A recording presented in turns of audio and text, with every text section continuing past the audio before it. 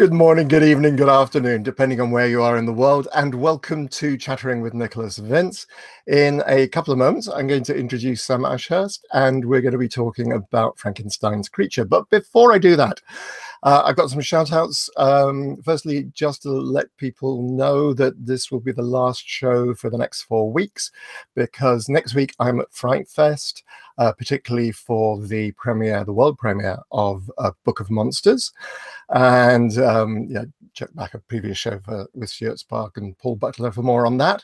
And then the following week I'm with family, and then the week after that I'm at the convention I forgot to mention last week, which is Spook Screen Film Festival in Clonakilty, County Cork, Ireland, and that's on the 6th to the 9th of September.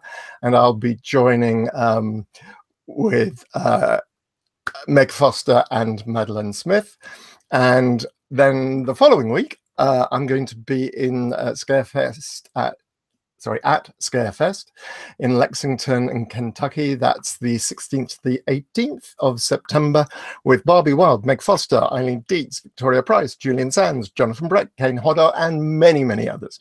So yeah, if you're going to any of those, and particularly FrightFest, do please say hello, because it's always really nice to chat with people. Cool. All right. Those are all my shout outs done. So hi, Sam.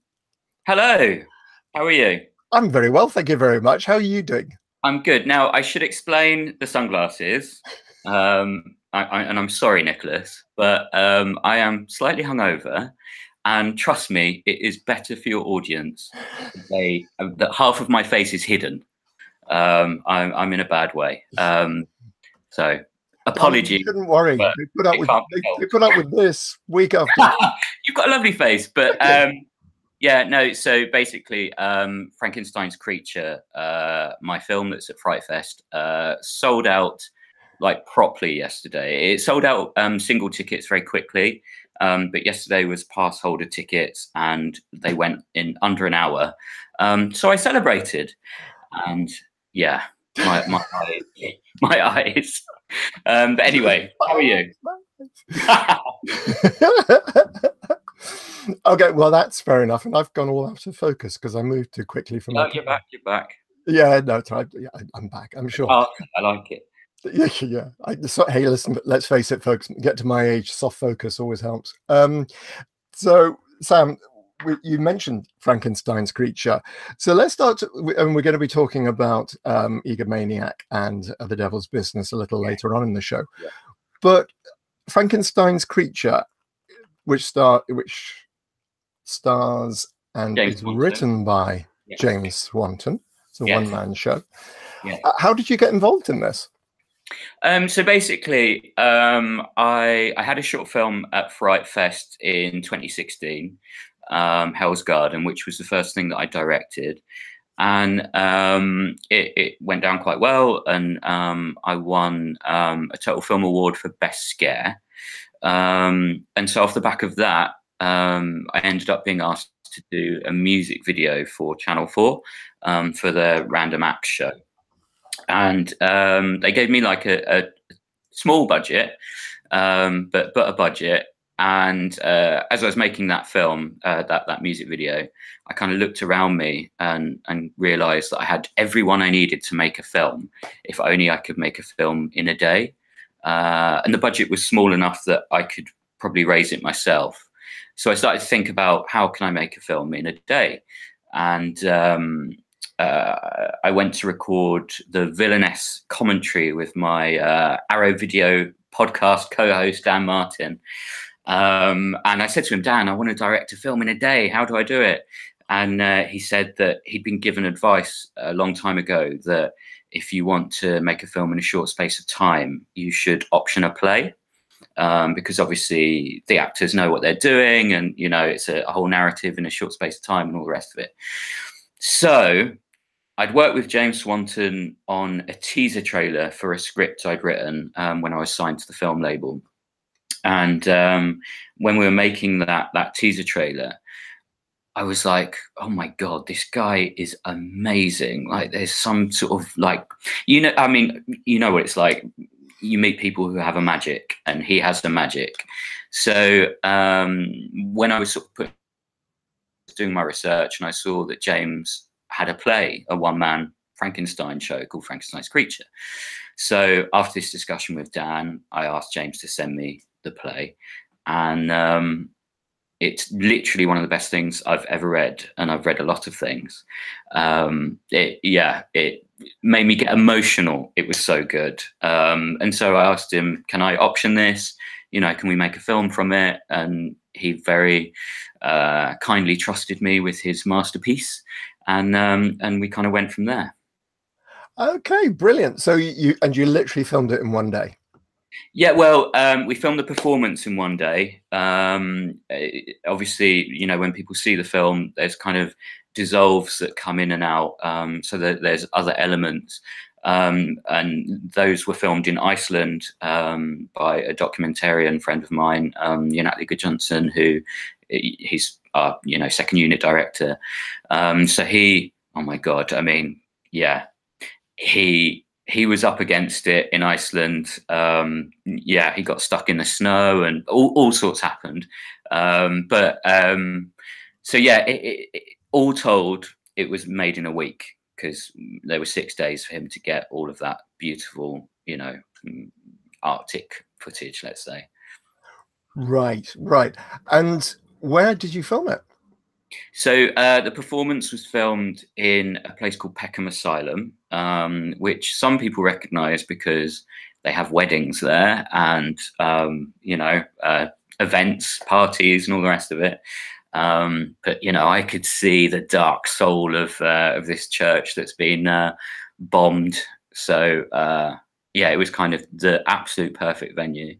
And weirdly, actually, it was even more perfect than I realized, because when we were doing the edit, we kind of, you know, when people see it in the background, they see sort of tablets with religious, you know, I've nearly said nonsense then, but I don't want to offend any of your viewers, but religious stuff on it. And yeah, it's chapters from Exodus, and they're kind of worn away. And the only sort of bits you can make out is one's you should honor thy mother and father, and one's thou shalt not kill. And both of them are fairly magically appropriate for Frankenstein. So yeah. Yeah. So, and how did you come across that location? So that was, we had a lot of options, and yeah, it was basically research, discussions with James, and yeah, they very kindly, because it's actually quite expensive to rent it for the day, and we were working with a very low budget, and I kind of looked on the website, saw how much it cost, and was like, ugh. But I emailed them, I told them about the project, like I sent over the script, and they said that they like to support projects like this, so they gave it to me for a massively discounted rate. So it was the exact figure that I needed, actually. It was the same that I rented the space for the music video. So another kind of weird cosmic coincidence, but yeah. And so, and why did you film in black and white? Right. So this is a long answer. That's good. Okay, right. So basically, so many reasons, but James loves films. Basically, for James, cinema ended in 1940. I hope he doesn't mind me saying that, but he loves films from the 20s and 30s, and you know, some after, but that's mainly his wheelhouse. And I kind of love German expressionism, and you know, Fritz Lang's one of my favorite directors, and but also I thought, you know, we're filming this.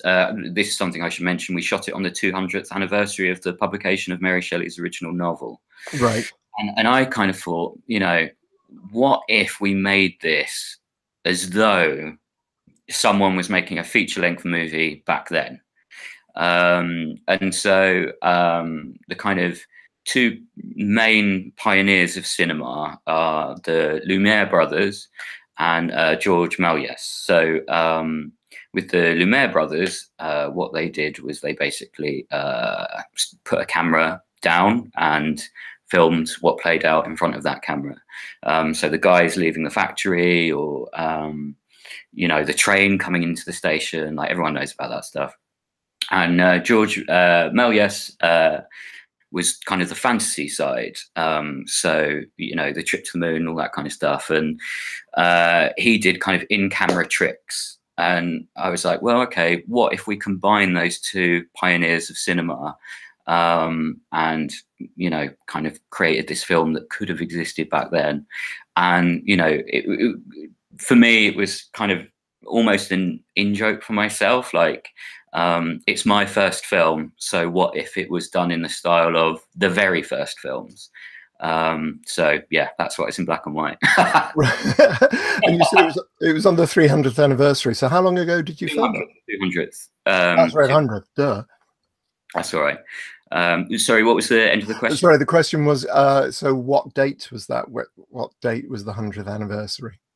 So it was, so we shot it in the anniversary month, so Okay. not the actual anniversary day. Yeah. Right. But yeah. Which month was that? Forgive my ignorance. Oh, January this year. So January this year. January Yeah. this year. And what equipment did you use? What camera did you film on? So we shot it on like a small sort of Sony camera, yeah, with a Shogun attached, because obviously shooting a 90-minute take, and that's something else we should mention to anyone watching this. It is one take. So James, uncut. We use dissolves to keep things visually interesting, and we use some in-camera trickery, but there are no cuts. James, for 91 minutes, commands the screen, and it's all about his kind of physicality and his sort of delivery. And, you know, for me, it's like a magic trick in itself, his performance. Like, it is astonishing. In terms of I mean, I understand he wrote it and, you know, he did perform it in theatre and stuff, but I still think it's unreal that, you know, the complex language that he delivers and his physicality and the way he shifts tone. Like, it is, I hope that people appreciate what a feat James has achieved here, because it's not easy what he's done. No, it's really interesting. He was actually in one of the films last year, Double Date. He was, yeah. Did you see Double Date? I did. I thought it was really funny. Yeah, it's great fun. And yeah, it's kind of a spoiler to say who he played, but yes, he's in that. But also, we should just give him a shout out and say that he's also in the short film Salt, directed by Rob Savage, which also premieres at FrightFest next weekend. Yeah, it's in the second short film showcase. Yes. So yeah, and also I need to mention, because I keep forgetting to mention this, we're doing a live podcast at FrightFest. I've been so focused on my film, I haven't actually really promoted the fact that we're doing, Dan Martin and I are doing a live Arrow Video podcast at FrightFest on the Saturday. It's at 1:30 in the Cineworld Discovery screen, and I can't say exactly what's going on. What I can say is we're going to have 3 guests. They're very exciting guests. But we're not announcing just yet. But if people come, they will have quite an experience, I think. And tickets are free. So why not? Yeah. And the Cineworld Discovery screen's quite small, so, you know, in comparison to the big screen. So, we're not filling the IMAX. It's all right. So make sure if you do want to go and do that, that, you know, I'm sure through the FrightFest website you should be able to get hold of tickets. Probably.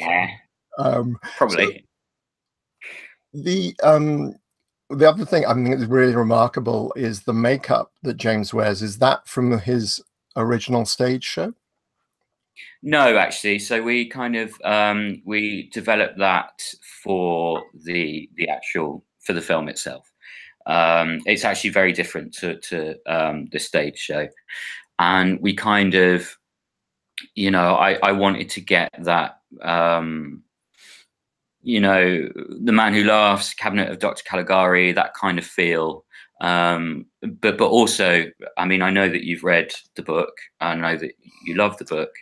And so we wanted to stay closer to the book than any kind of previous cinematic adaptation. So James kind of looks like, you know, those sort of those book descriptions in our film.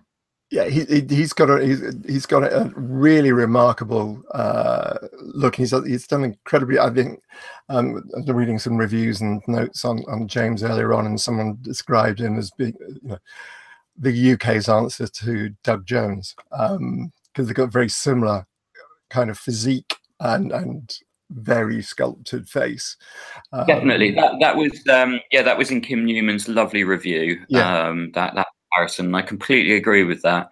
But I also feel like James, you know, as amazing a career he could have as a creature performer, I think that he needs to be able to also do dialogue. I feel like he's, you know, he's a proper actor. Oh yeah, yeah, and he's done. I mean, he's done a number of one-man shows. He's done, he's done Dickens. He's done. Oh, that was amazing, by the way. I went to that, and it was astonishing. It was basically, so he kind of condensed it to an hour, but he was doing every single character. And which like, one? Which one is this? Oh, sorry. So I saw A Christmas Carol, Right. and you know, I went for the easy one. But yeah, he yeah, Sykes and Nancy, which is probably pretty hard going. Yeah.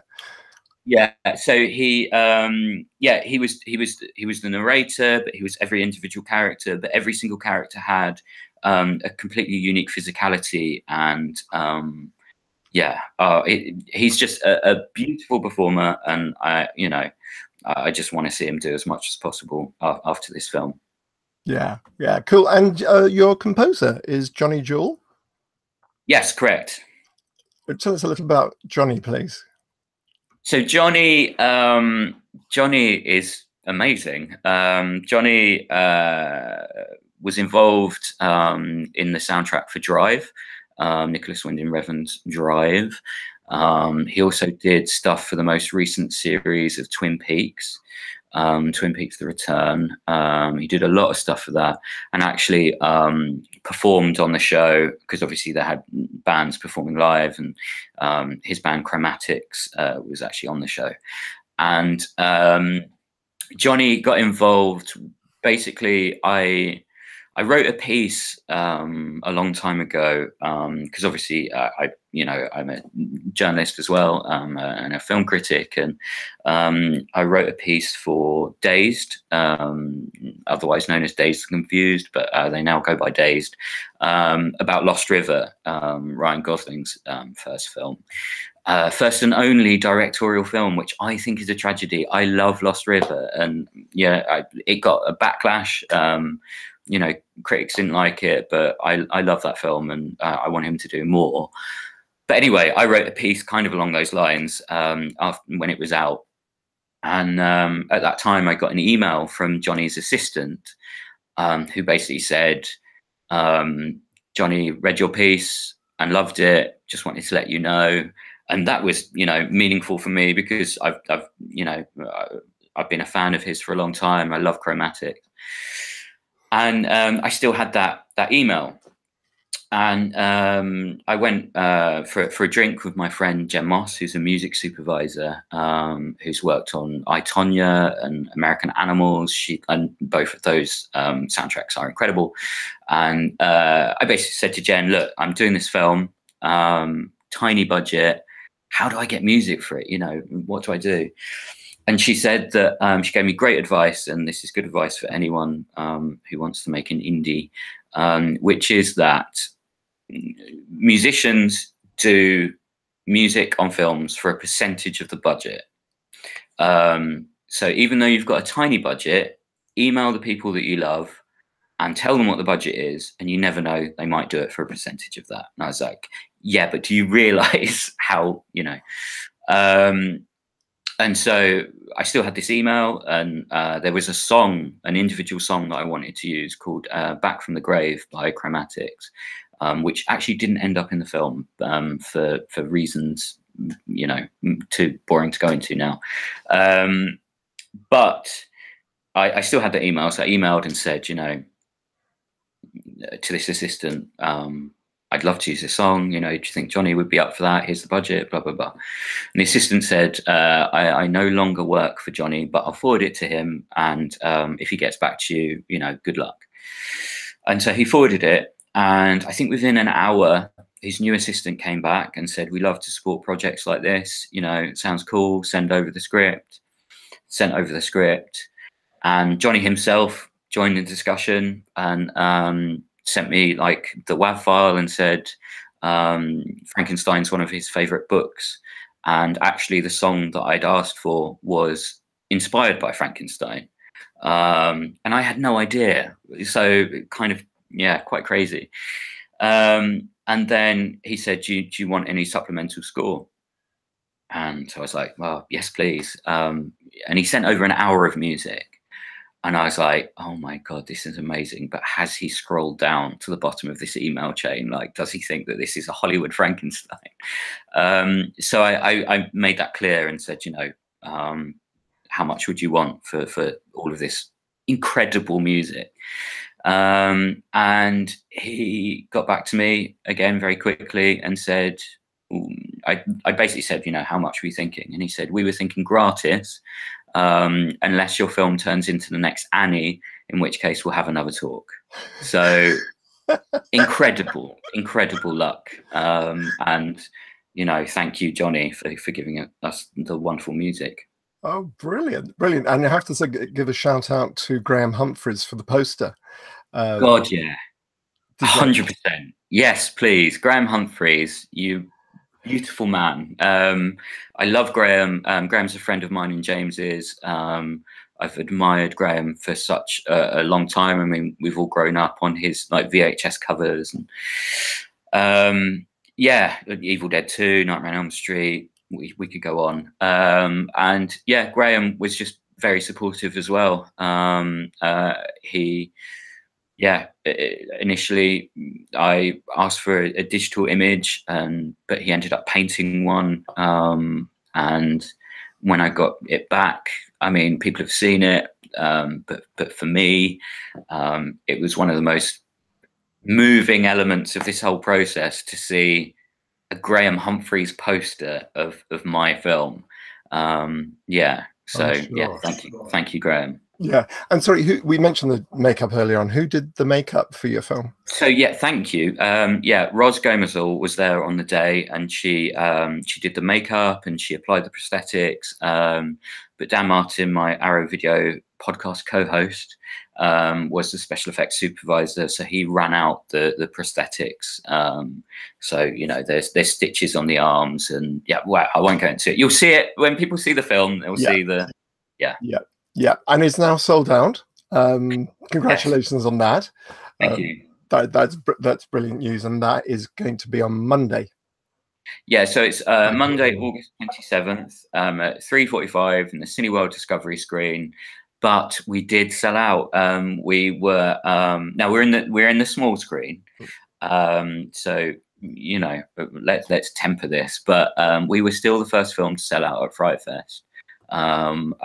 We're up against like 15 or 16 other films in that screen. So yeah, no, it's an achievement. Yeah, I feel so. And then obviously they hold back the pass holder tickets. And I'd been kind of boasting on social media, you know, oh, we're the first to sell out. And I was like, oh my God, what if the pass holder tickets go up and no one gets those? Those went in under an hour. So those went super fast as well. So, you know, my theory on it is that our film is very unique. It's very different. It's unlike anything anyone's ever seen before. And I do think that audiences want new experiences, and they want to see those kind of slightly niche, interesting films. So I'm hoping people enjoy it when they're there on the day. Yeah. Oh, and I should say as well that we're doing an intro and a Q&A afterwards, and that's going to be hosted by Mike Munzer, who does the Evolution of Horror podcast, which anyone watching this now should immediately go and listen to, because it is fantastic. So yeah, I'm excited that Mike's going to do that. And James is going to be there?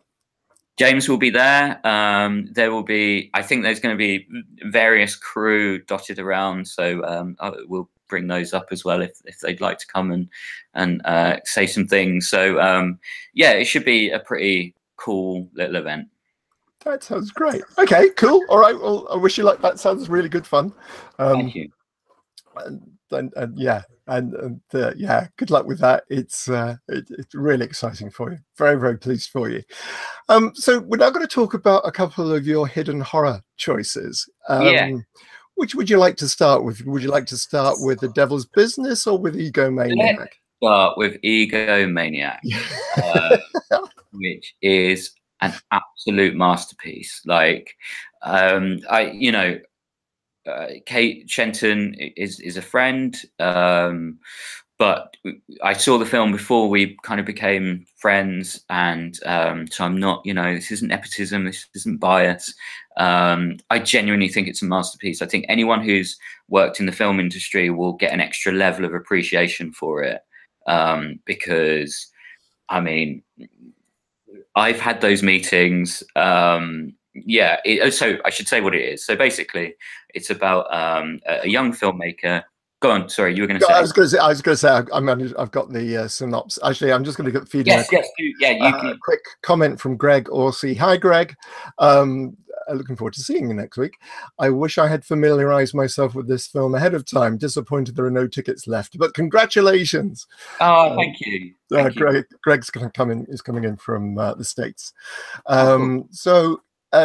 Sorry, back to Kate Shenton's Egomaniac, and usual spoiler alert, we may inadvertently give away plot points during our discussion, but I'm sure, incidentally, the film is free on YouTube. Just head across to Hex Studios, where you can also see Kate Shenton's Netflix and Kill. So the Hex Studios YouTube channel, and 8 episodes 1 to 6 are available. They're only 3 minutes long, and next week they're going to be publishing. I presume next week they're going to be publishing the final 2 episodes. But yeah, so that's that. But anyway, so the synopsis is: filmmaker Catherine Sweeney is determined to make her zombie horror romantic comedy. However, in order to get the funding, she needs to put in a talking dog. It's one of my favorite films. It's 2016 now. Yeah, it's a couple of years. Yeah, that's right. So yeah, it was at FrightFest the same year as my short, actually. And yeah, again, I didn't know Kate at this point. And yeah, we should mention Nick Lamont, who plays Catherine Sweeney, who is incredible. I think fans of films like Audition, and I think actually on the Arrow podcast, I think I recommended this off the back of Audition, because on the Arrow podcast we talk about an Arrow film, and Arrow released Audition, which is obviously an incredible film. And we give recommendations based on that film. So a couple of recommendations, and I think I did Egomaniac for Audition, because there's a kind of a similar, it could be one film when you're watching it, and then it very much turns into a much darker film. And we should mention Hex as well, because literally anyone watching this right now can hop over to their YouTube channel and watch this film for free. And what they're doing to support sort of young and independent, cool filmmakers is really, really good. And I know Laurie Brewster, I know Sarah Daly, I know you've worked with them, and they're just at the forefront. I'm really excited to be making films. You know, I've just made my first film. You know, I'm about to sort of get going on the second one. I'm really excited to be making films at the same time as people like Kate Shenton and Laurie Brewster and, you know, Sarah Daly, amazing writer. Yeah, it's just really cool. So everyone watching this, I'll say nothing more about Egomaniac, because you can go and watch it right now on YouTube. It's absolutely, yeah. Nick Lamont, Adam Rhys-Davies, who are both in Netflix and Kill. It's so good. It's so good. Like, you know, yeah, anyone who, you know, the way sort of I describe it, and I'm sure this description is out there, but it's like the royal family, but with a horror twist. Make that connection before, but that's exactly what it's like. It really for our American viewers, I should just point out the royal family we're talking about is ROYLE, a sitcom that was done by, and I'm the name of the wonderful actress who created it, who Carolina Hearn, who's sadly no longer with us, died so young, but is just a wonderful, you know, which is basically a family sitting around on the sofas watching TV. And it is very much, yes, I had not made the connection before, but that's a really good description of it, of this in Netflix and Kill. It's great. And also should give out the shout outs to the rest of the cast. Just wonder, going back to Egomaniac, please, just, you know, some one classic one-liners in that as well. But as you say, people can just watch it for free, and it's only about an hour and 10 minutes. Yeah, it's very short, and yeah, just so many funny set pieces. I mean, one of my favorite moments is when the actress asks if she can warm up. We also should give out a certain shout outs, you know, Lawrence Harvey. God, yeah, absolutely, yeah. And Lawrence, you know, and again, it's nice to see a different side to Lawrence. And yeah, actually, my Arrow Video podcast co-host Dan Martin, he did the effects for Human Centipede 2. So he worked very closely with Lawrence, and yeah, he's just such a lovely, sweet guy as well. So yeah. And of course, I was chatting to Lawrence last week on Saturday at the Liverpool Horror Festival. Yeah. And incidentally, Sarah Daly says, "Whoop whoop! Thanks for the shout out, Sam. We love you too." Great. So really, folks, no excuse not to go and watch Egomaniac. I'm sure if you haven't already, on Netflix and Kill. Wholeheartedly recommend it. And I can just keep on grinning every time I think of it, because Pinhead appears kind of in Netflix and Kill. Just the best pinning, you know, Pinhead. Actually, I should mention your work, Hellraiser and especially Nightbreed, had a profound impact on me. I'm gonna hang on. I've got a prop. So this book. Oh wow! Yeah, that book, and there we are. There you are.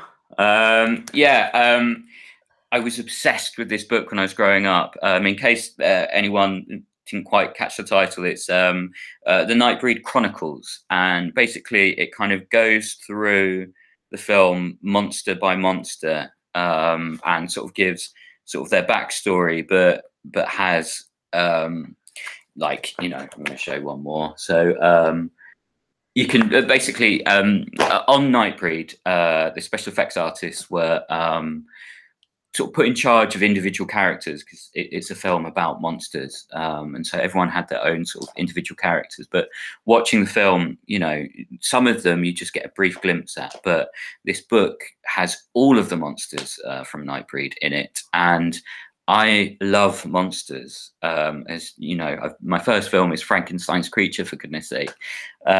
So yeah, Nightbreed for me is the ultimate monster movie. It gives heart and soul to those kind of those creatures. So Hellraiser came up, Pinhead came up, so I wanted to mention that. Well, thank you very much, and should just point out that occasionally I do see it at conventions, and people, I sign it probably about once or twice a convention, a big convention. Oh yeah, I mean it was And the biographies were written by Clive Barker.